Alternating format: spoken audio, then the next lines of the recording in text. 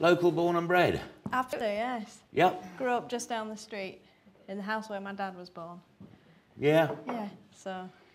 And I'm still here, although I have been to a few places, in between, but yes. basically you've travelled all the way from Grassington to Freshfield. Yes, Yeah, yes, that's where I now live. So, and just went to school here and things like that. Yeah, but then things started going really awry, didn't they?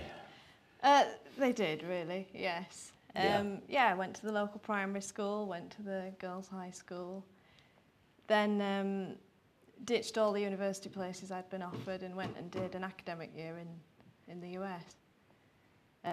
That's a whole story in itself, but yeah, that was the start of... Well, the adventure really started going to East Barnby from primary school, where we had a 5-day trip when I was about 11, and that sort of gave me the taste for it. So when I was at the high school, I went on the French exchange, and it was always just a little bit longer each time, so I went from 5 days to, I think it was 10 days in France, to 10 months in the US, and then just got the bug for it. I'd done a very small amount of gymnastics and ballet when I was about 6 and 8, I think. And then I started to do martial arts. That was something I'd always wanted to do somewhere in the back of my mind. But there was nowhere around here to do it. And then I started to do martial arts. That was something I'd always wanted to do somewhere in the back of my mind. But there was nowhere around here to do it. It was 10 miles away, which I couldn't do until I was old enough to drive a car.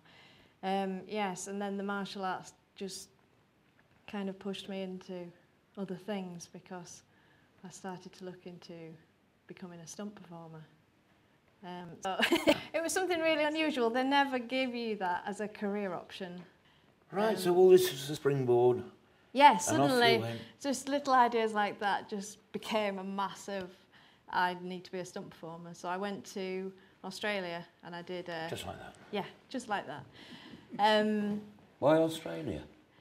I'd seen it on the television, not Australia, but this school. So I went there. I did a stint at the Royal Armouries, working as an interpreter there, doing the very old-fashioned weapons, which were a bit slow. I wanted something a bit snappier because I was interested in Kung Fu by then. So I went to Australia and I did high fall training and horses, car sliding, fire burns, all these different kinds of things. An actual school out there? Yes. Oh, there's more than one. You don't have to go to Australia. You can go to the west coast of the US. They're all over the place now, but these were the earlier ones, the sort of pioneering ones, where you can just go and set fire to people.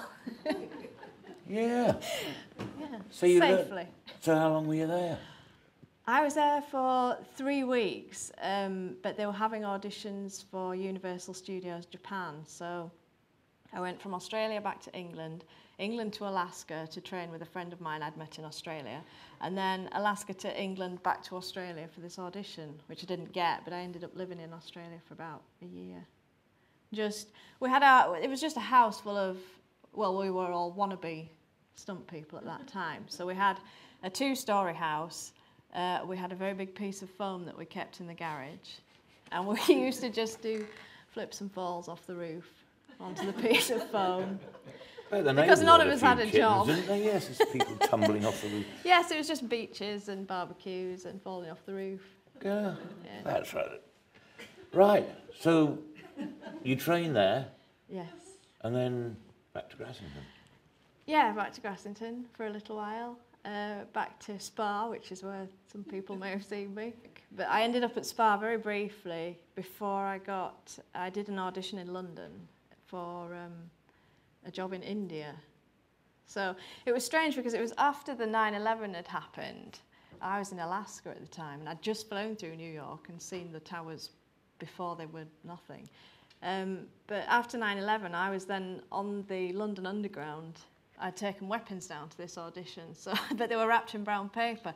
I had a 6-foot-long staff wrapped in brown paper so no one could see what it was, and a Tai Chi sword, also wrapped in brown paper, but they looked like a staff and a sword that had just been wrapped in. People on the tube, nobody batted an eyelid. No, it was just like, here I am standing there, nothing at all. So I did an audition there, and I got this job in India, so then I was off to India for 2 or 3 months doing a pirate show with some Shaolin monks. some Russian horsemen, a Canadian high diver, and a couple of Americans. So you went down to London and I met a guy from Texas. Are there these special studios? It's fascinating. I mean, how does the network work? I mean, do you have an agent? It's very much who you know and being in the right place at the right time. Well, I'd keep all my connections that I make, and I'd made connections in Australia, which is what meant to Alaska to do more training. If I hadn't had the kung fu skills that I'd learned in Alaska, I would not have been probably successful at this audition in London. So it is all sort of like, maybe it's like Bill was saying, it's sheer luck. You just happen to have done the right thing. You're at the right place, the right time. Right. So they shipped you out to India? Yeah, so went to India, lived there. So what did you do in that show? I was a pirate in that show, and I was also supposed to be the cover for the princess because that was just the girly part and they needed 2 girls. I never had to do that, thank goodness. And I did sword fighting, a little bit of trampoline work. We sometimes ended up in the water. We just had a huge pirate ship and a very small pool that our high diver would do a fancy dive into at the end of the show. So I did fire safety, I did weapons, I did zip slides, fighting, swords, trampoline, climbing, things like that. And it was fantastic. I still think that probably is one of the best jobs I've ever had because they pay to fly you there, they pay for your visa, they pay for your accommodation, they pay for your food, and then they pay you to go out and do 5 shows a day, which I completely loved. And didn't you have to set light to yourself or something like that? Not in India, no. I'd done the training in Australia, but it wasn't until later that I was doing more and more fire burns. No, I met some Shaolin monks in India and they said, you should come to China and do Kung Fu. So I did later that year. And I loved it so much that I went back for most of the following year. And then that sort of led to, it didn't really sort of lead to, it was just another case of a contact that I'd had from all these previous exploits said, there's a very good chance of a job for you in Germany. So I applied to the right people, showed them my CV and my demo reel and got a job in Germany, and that's where I did. It was just under, I think, 140 fire burns, including dancing on fire, because we pioneered a Halloween show that year. I'd done fire burns in the main stunt show, because you usually have explosions and somebody on fire, so I'd done that. And then they have a Halloween show where it was basically a dance show, and they wanted stunts in it. So we did this test. We thought, well, can you do a dance while you're on fire? Now, as it happens, the dance that they'd chosen, the key things with fire burns are keep moving forwards, because you always want the fire behind you, because the whole thing about it being fatal, if you breathe fire, it probably is. So it's a case of keeping moving and never letting the fire get in front of your face. Well, this dance was virtually static and had some spins in it. I don't know the fancy dance terms for them. So we thought, well, we'll just see it. So we tried it on the stunt set, and we did, well, I did an 11-second fire burn of this dance routine. So we put it into a show that was playing, I think, 4 times a night over the Halloween period. And I just got to the point where I thought, well, no, we can do more with this. Because I'd had some dance training, and I'd had a lot of fire burn training, and I trusted the team that I was working with, because obviously you have to have a lot of handy people with fire extinguishers and other safety equipment. So we decided to bump it up, so I learned some more of the choreography. And by the time we'd finished, that fire burn was 23 seconds long, which 23 seconds, it doesn't sound like a long time, but when you're on fire, it is. Yeah. It's a long time to be on fire and doing pirouettes and things like that, and dancing and remembering choreography and remembering when is not a good time to breathe in, things like that. Yeah, because I mean the things that you see on the movies, they're just a few seconds long, so that must have been approaching a bit of a record, wouldn't it? It was a record for that park that I was working at. It was, yeah, a theme park. So what happens? I mean, you don't presumably just wear your ordinary clothes for that sort of thing? No, well, you can do if you are very rich and you have a lot of the fire gel. Well, we were sparing with our fire gel, but we do have the kind of suits that the racing drivers wear. So with balaclavas, that kind of suit, and just fire gel on any sort of, usually around your neck because the fire's coming up all the time, especially when you're standing doing a dance. Yeah, so you just do that and have a safety crew and. So you're sort of like waiting in the rings and they just set a match to you? Or they just soak you in paraffin or something? In that circumstance, it's towels, pieces of towel that they attach to your clothes that you're wearing. And then part of the drama of that show was all these zombies, because it was Halloween, and devils and demons and things. So they're standing there with the lit torches just to stick with a rag that's on fire. So they would do that, and then the whole dance started with the dancers behind on the stage. Yeah, and then there's fire for 23 seconds, and then you have fire extinguishers. Yeah, and good. Backstage, get changed, get in the dance for the finale, and that was it. How long did 4 this times go a on? night, and I worked it out. That's actually being paid. If you just counted the fire burn, I was being paid €25 a minute, so that was a good job as well. That was all right. So what happened after that? After Germany, I went to China with the same company. It's an American company that I worked for. Does lots of live stage stunt shows, productions, things like that. I went to China again. Well, while I'd been in China living with the monks, because they don't speak English, I'd learned to speak Chinese. So I got a job. Well, actually, no, before that I was in South Africa because a guy from Birmingham who I've never met up with in this country, I met him in Australia. He recommended me for a job in South Africa, and I ended up flying down there and doubling a woman for a film. I missed out. I'd also doubled a girl in Germany who was 12. But I did a German film while I was out there, and then I went to South Africa and I doubled a lady for... It was with Robert Carlyle. It was called Flood. It was shown over here. It was on at Easter or something. It was a 2-hour thing. So I doubled that woman for that, for quite a major stunt. And that was all water that time, so it was a bit of a contrast from all the fire I'd been doing the year before. What did you have to do for that? That was, I think that was 20,000 or 10,000 litres of water dropping down. It was basically simulating a huge amount of flooding in a house in Scotland that we were filming in a warehouse in Cape Town.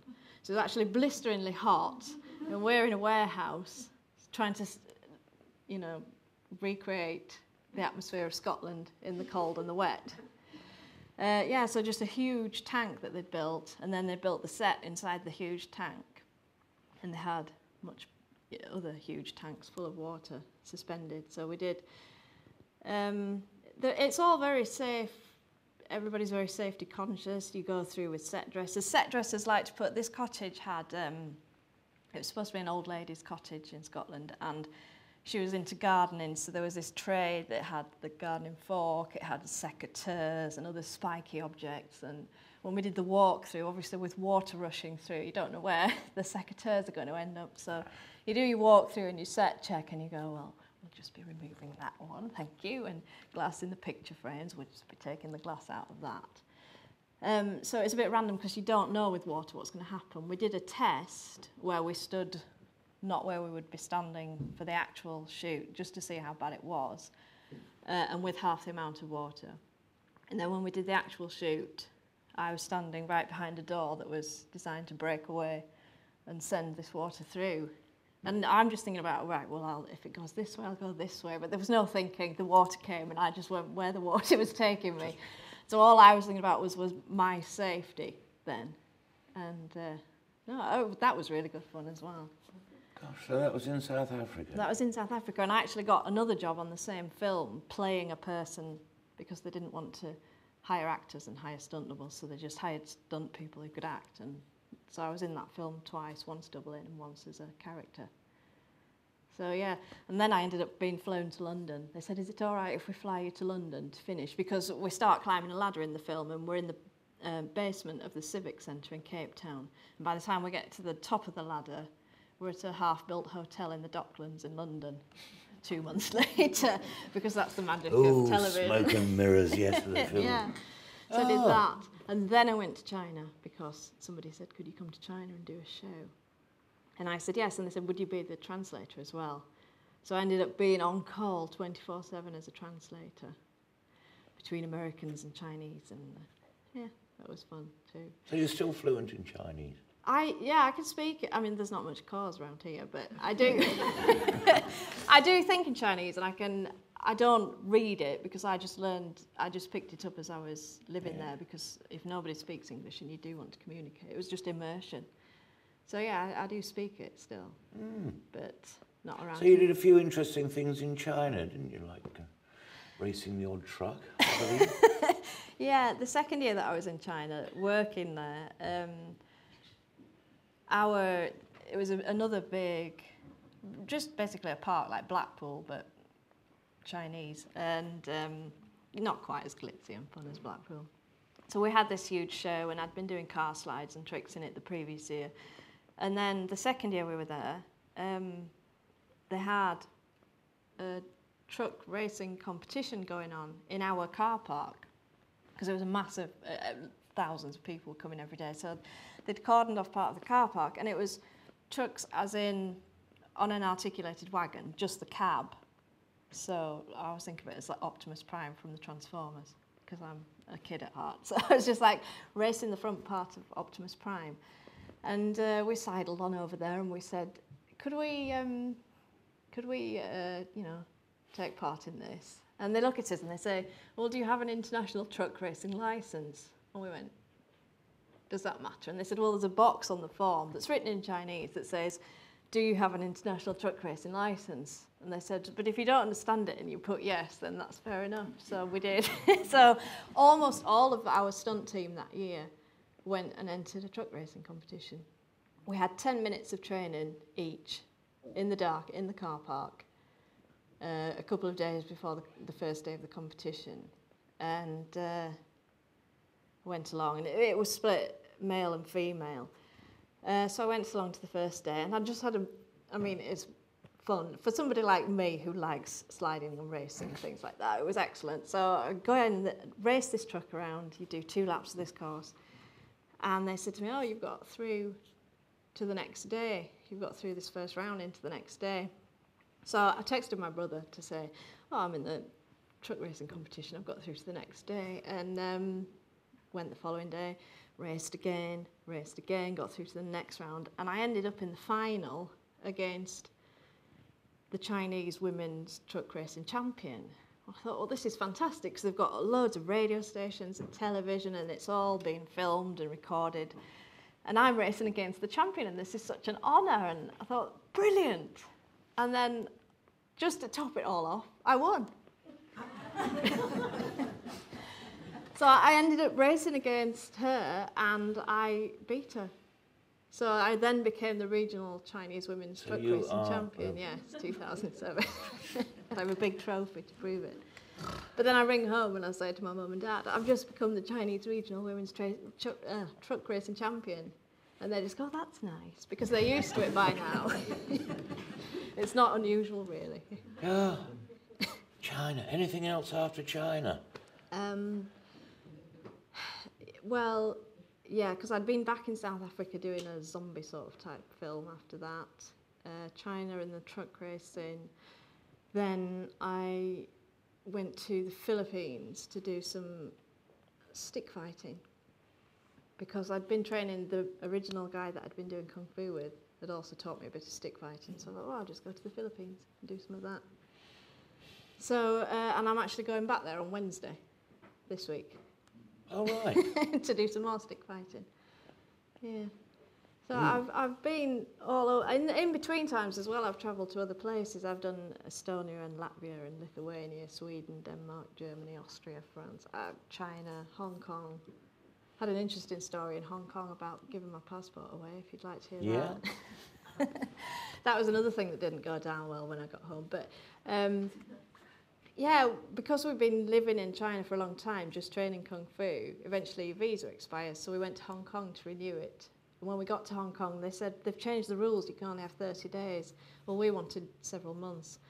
So this man had overheard us, and he said, well, if you just give me all your passports. I was there with 2 Germans and an American, I think, and a Swiss guy, and we were stranded in Hong Kong with our Kung Fu teachers stranded in China, just across the border because he wasn't allowed in.